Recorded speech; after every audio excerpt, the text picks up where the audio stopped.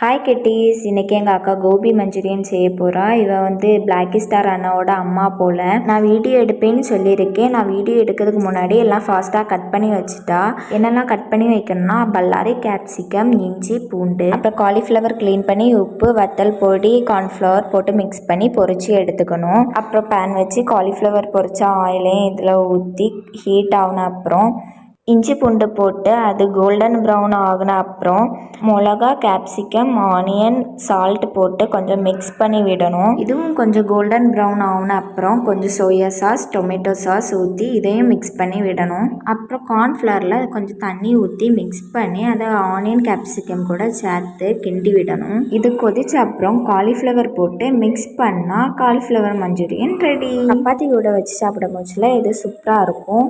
எங்கள் அக்கா டேஸ்டிங்காக தந்தான். டேஸ்ட் பண்ணி பார்த்தேன். எனக்கு டொமேட்டோ சாஸ் கொஞ்சம் நிறைய போட்டால் தான் பிடிக்கும். ஆனால் எங்கள் வீட்டில் அது யாருக்கும் பிடிக்காததுனால கம்மியாக போட்டிருந்தாங்க.